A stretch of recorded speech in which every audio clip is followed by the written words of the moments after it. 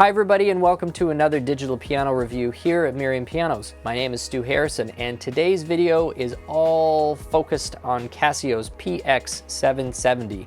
This is a home digital piano. It's part of their Privia lineup. It's 88 notes, it's weighted, it's got a beautiful cabinet, triple pedal, lots and lots to like about it. So we're going to be talking about the sound, its action, and some of its features.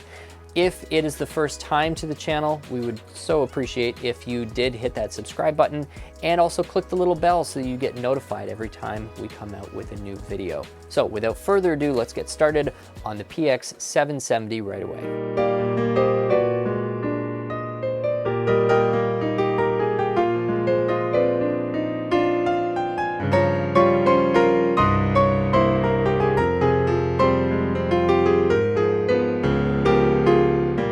So the PX-770 uses several of the same type of components and the same type of processing that you find in other parts of the Casio line. I mean, just to rattle the quick specs off, it's got 128 notes of polyphony, which means that you can play 128 notes simultaneously before it just runs out of juice and it has to basically start arbitrarily shutting some of the notes off so it can add more notes to what's being played. So it's 128 polyphony for solo piano playing in almost all circumstances. That is plenty.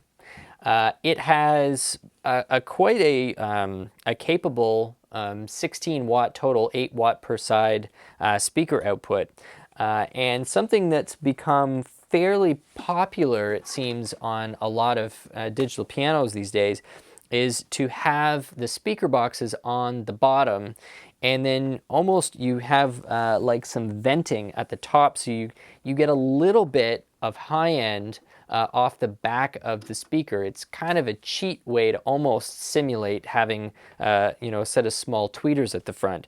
But these have two speaker boxes on the bottom. They're really nice and solid, and I'm quite impressed with the quality of the sound that comes out of these on the PX-770.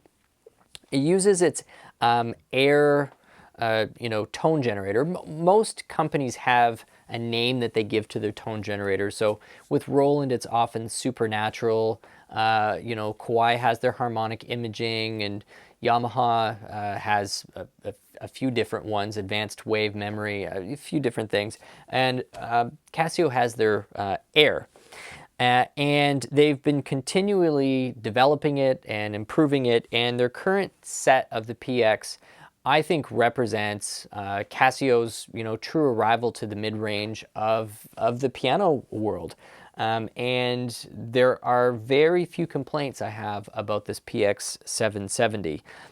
Mostly, it's just a really easy to use, enjoyable instrument to play. And so we're going to talk about just the sound first. I already mentioned the wattage and the polyphony, but we're going to let you hear some of the sounds on here. It looks like there's about a dozen or so, and we'll play through them so that you get a good sense of that. This is the grand piano concert sound.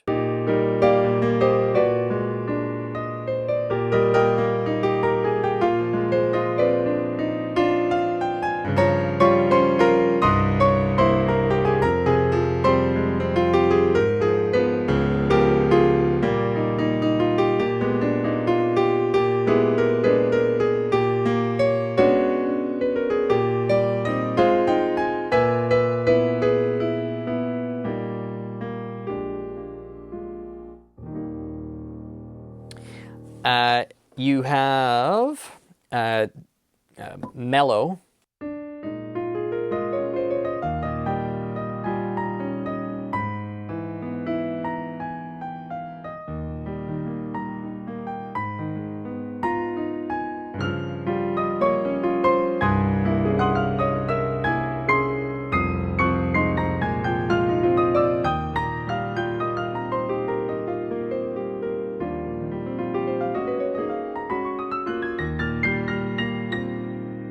Then we've got modern rock jazz.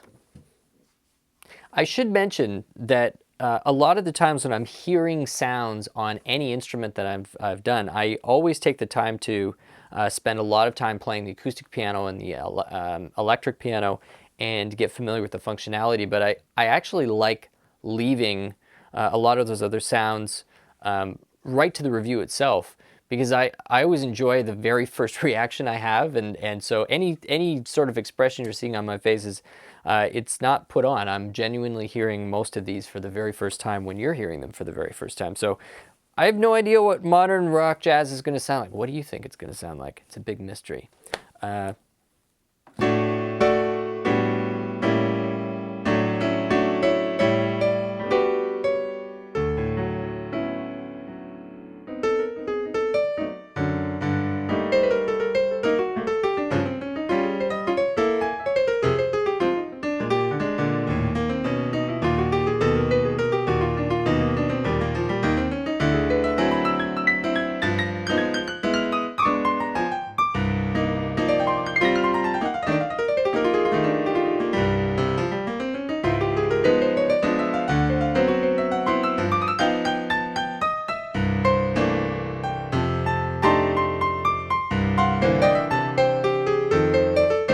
Yeah, you know, it works pretty well.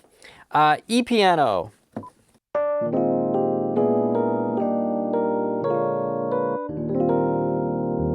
don't know what the half stands for.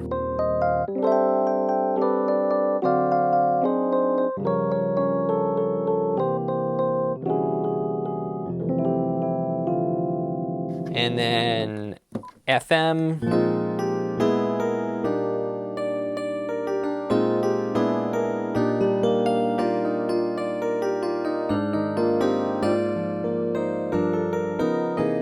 That's kind of nice. 60s. Wurlitzer.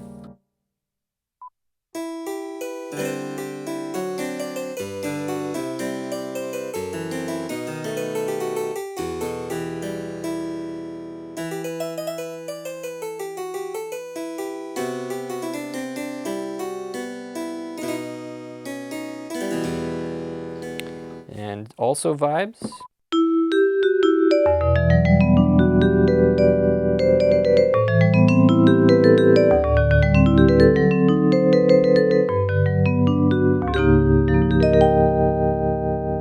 So then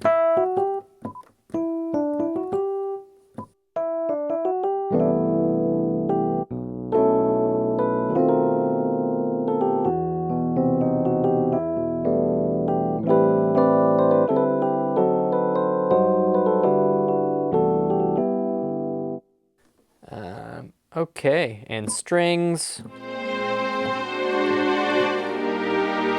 And strings 2. Not hearing a huge difference there. Maybe the attack is a little bit different. Pipe organ.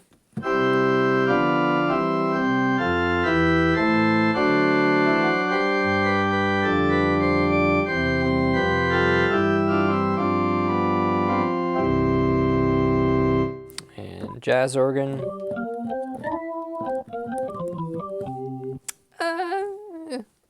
Electric organ.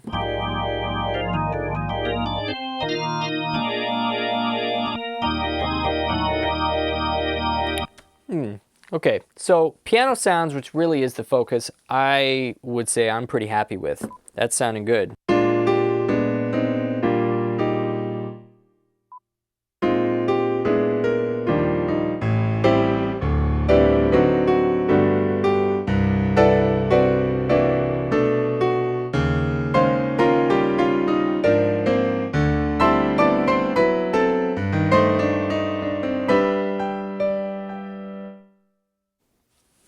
That's pretty much all she wrote when it comes to the sound on here. There's a few other features and functions we're going to talk about, like the music library and concert play.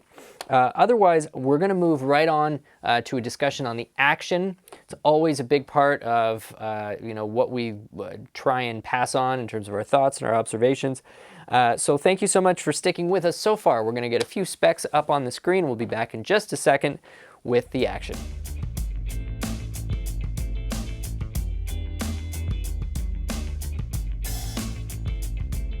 The action on this Privia PX-770, in my opinion, is probably one of the strongest parts of this action. There is a the actions are constantly evolving at Casio, and they're playing a little bit of catch up. They came from a place several years ago where they really were considered just barely entry level and didn't really have an action design which was durable or considered to be a reasonable substitute for an acoustic. That's really quite days gone by. We're dealing with a company that's building good actions, good keyboards now, and something that can be really spoken about and debated in the same breath as some of the Yamaha or some of the Roland models. The PX-770 action has a triple sensor. It's got, I believe, I don't know if they claim to have escapement on there. If they do, it's so subtle that I actually can't feel it, but I do know that it's got the triple sensor on there, which makes it a really interesting choice for if you ever wanted to be using this as a recording device going into a computer. You've got that option. Lee, does it have escapement? So no let-off or escapement, but it just feels like a tighter, better built action than the first version of this tri-sensor action that I know wound up in the PX-160. It wound up in a couple of other models, and there was some discussion and debate over whether it was too noisy or whether the action loosened up too quickly over time. They've obviously addressed that in the second generation of this. Just like the first generation of that action, it's got, I would almost describe it as exaggerated texture on both the black and the white key. If you were comparing this to the most extreme aged real ivory on an old 100-year-old piano, this still has more texture than even a crazy aged ivory key would. So that's a bit over the top on the white key, but honestly it's more of a visual thing. Your finger doesn't really know the difference. And they've really nailed the black key texture for the ebony quite well. If you've ever played a grand piano that does have real ebony texture, this is pretty darn close to what you are going to get on it. The key spacing is nice and consistent. Just generally playing this feels like it's a more advanced, better designed action than what you're finding in, say, even the PX-S1000. Now, granted, there's a price difference.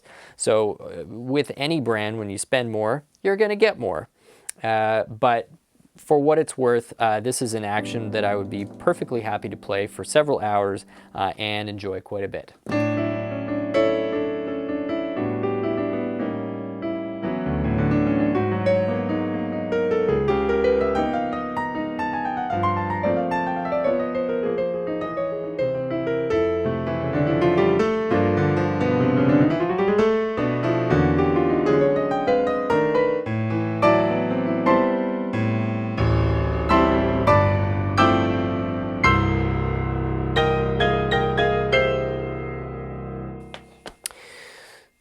So that's the action. Let's move on to one last quick section about some of the other features and what they've got loaded up here. Thank you so much for still being with us. Here's a few specs and we'll be back in just a second.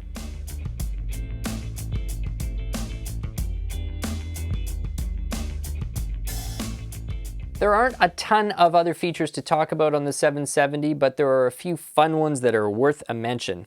They have concert play, that's what their term for it, but a lot of other brands have this type of function on it, and it is a good time, it's fun. So concert play here is more or less, they've got some songs, some famous classical works that are loaded up, and you have the option of either kind of muting the piano track so you can play along with it, or having the piano track there. And there aren't too many loaded in here. I think there might be 10 or so on the concert play, and I've been mucking around with them. So if I press play here,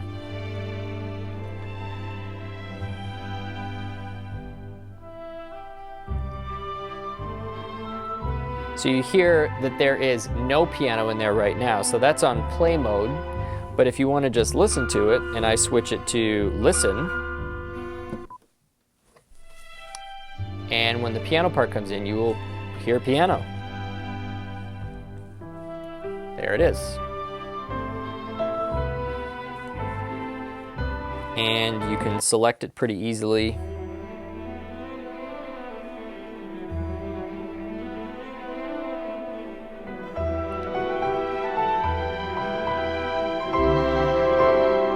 that the Moldau? I think that's the Moldau.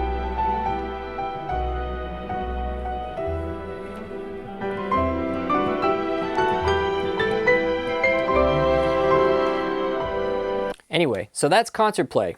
Then we've got a music library, which is even bigger, which is essentially, I think, just a bunch of MIDI files that are preloaded in, and you can play them, and you know, you've got all of your, you know, your classics, if you will.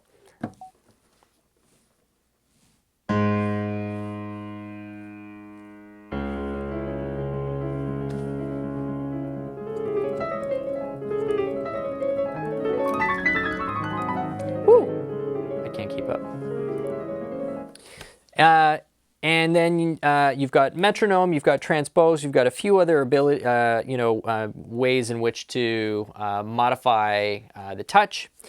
And so my only suggestion, because I wouldn't even call it a complaint, it's just a suggestion for future Casio, if you're going to lay out all of this functionality on the front here, so you don't even need to be accessing your instruction manual, which I love, because it's pretty subtle, just include some of the other stuff, like the ability to, do your split key, which you can do, but you have to use the manual to figure out what the key function is.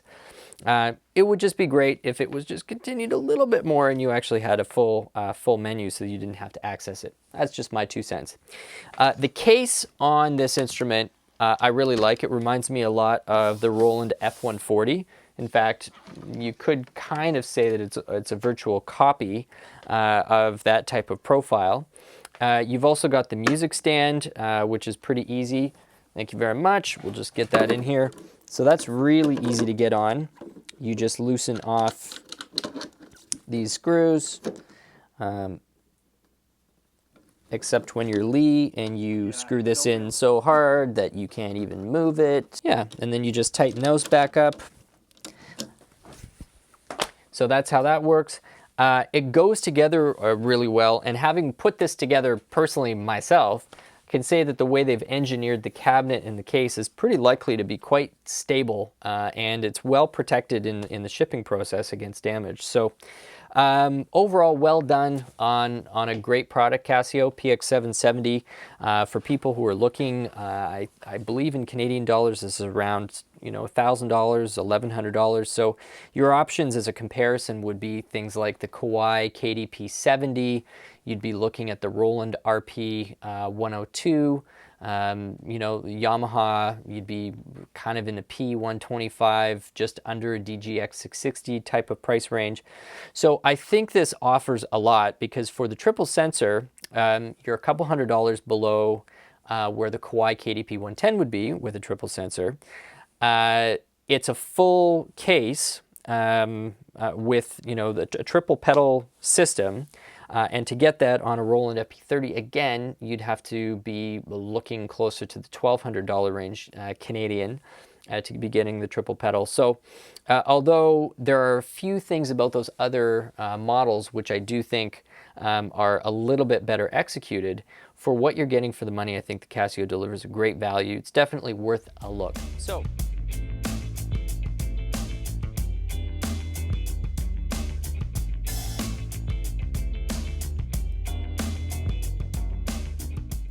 So thank you so much for watching. Good luck with your shopping, and we really appreciate you checking out the Merriam Pianos YouTube channel. If it is the first time you happen to stop by, please do subscribe and remember to hit that little notification bell so that you will know every time we post a new video. We're starting to do a wider variety of videos, not just piano reviews, but even getting into some piano tutorials and playing videos. So we really hope you enjoy the channel and that you'll be back for more. Once again, my name is Stu Harrison. This has been Merriam Pianos, and we will see you again soon. Thanks so much.